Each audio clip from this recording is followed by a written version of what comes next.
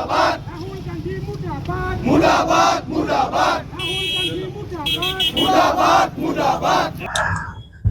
যোৱাকালি গমেই পাইছে যে ভাৰতবৰ্ষৰ নতুন দিল্লীৰ ভাৰত মণ্ডপমত যি এখন আন্তঃৰাষ্ট্ৰীয় আন্তৰ্জাতিক কৃত্ৰিম বুদ্ধিমত্তা সন্মিলন অনুষ্ঠিত কৰা হৈছিল, যাক আমি AI সামিট বুলি কওঁ। সেই সামিটত আমাৰ কংগ্ৰেছ দলৰ যুৱ নেতৃত্বসকলে, যাক আমি যুৱ কংগ্ৰেছ বুলি কওঁ, যুৱ কংগ্ৰেছৰ ব্যক্তিসকলে তাত অবৈধভাৱে প্ৰৱেশ কৰি পেলাই এক উদ্ভণ্ডালী পৰিৱেশৰ সৃষ্টি কৰিছিল। এই সন্মিলনটোৰ উদ্দেশ্যটো আছিল যে এআইক আমি ব্যৱহাৰ কিদৰে কৰি পেলাই আমাৰ ভৱিষ্যতৰ সমূহ কথাকে আমি এক সুন্দৰৰ পৰা সুন্দৰতমলৈকে লৈ যাব পাৰোঁ, তাত বিভিন্ন ধৰণৰ আলোচনা চলাৰ প্ৰয়াস কৰিছিল। আৰু 5 দিন ধৰি যি এই সামিট চলিছিল, যোৱাকালি তাৰ শেষ দিনটো আছিল। আৰু সেই সামিটত পৃথিৱীৰ বহুকেইখন দেশৰ ৰাষ্ট্ৰপ্ৰধান, বহু জনপ্ৰতিনিধি, বিভিন্ন AI সন্দৰ্ভৰ বিজ্ঞানী, বিভিন্ন অধ্যাপক, বহু বাহিৰৰ মানুহে তাত যোগদান কৰিছিল। আৰু এই যোগদান কৰা এক যি উল্লেখনীয় এটা বিষয়ৰ ওপৰত, যিটো বৰ্তমান এআইটো হৈছে আমাৰ জীৱনৰ লগত জড়িত এক প্ৰধান বিষয় বুলি আমি কওঁ।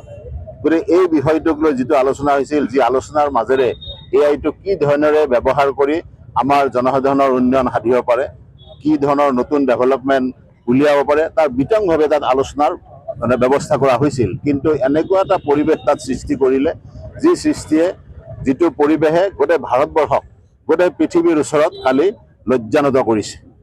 আজি কংগ্ৰেছ দলৰ হয়তো ভাৰতীয় জনতা পাৰ্টি শত্ৰু হ'ব পাৰে, নৰেন্দ্ৰ মোদীজী শত্ৰু হ'ব পাৰে, প্ৰধানমন্ত্ৰী ডাঙৰীয়া, কিন্তু তেখেতসকলে যোৱাকালি যিটো কাম কৰিল, এই কামটোৱে গোটেই ভাৰতবাসীক লজ্জানত কৰিছে।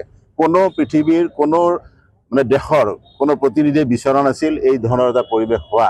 গতিকে আমিও ভাৰতীয় জনতা পাৰ্টি, যুৱ মৰ্চাৰ সকলো কাৰ্যকৰ্তাই বা আমাৰ ভাৰতীয় জনতা পাৰ্টিৰ সমূহ সদস্যই আমি লজ্জাবোধ কৰিছোঁ আৰু আমি গৰিহণা দিছোঁ কংগ্ৰেছ দলক। আৰু সেই গৰিহণা দিয়াৰ হিচাপতে আমি ভাৰতীয় জনতা যুৱ মৰ্চাৰ নেতৃত্বত গোটেই অসম জুৰি আজি এই ধৰণৰ এক প্ৰতিবাদী কাৰ্যসূচী আমি পালন কৰিছোঁ, যে কংগ্ৰেছ দলৰ অন্তত কাৰ্যকৰ্তাই এই কথাটো চিন্তা কৰক যে ৰাজনীতি আৰু দেশৰ সন্মান, এই দুয়োটা বস্তুকে একাকাৰ নকৰিব। ৰাজনীতিৰ জৰিয়তে দেশৰ সন্মান বৃদ্ধি কৰাৰ বাবে প্ৰয়াস কৰক, কিন্তু ৰাজনীতি কৰিবলৈ গৈ দেশৰ সন্মান লঘু কৰাটো কোনো ভাৰতৰ কোনো জনসাধাৰণে এই কথাটো কেতিয়াও নিবিচাৰে।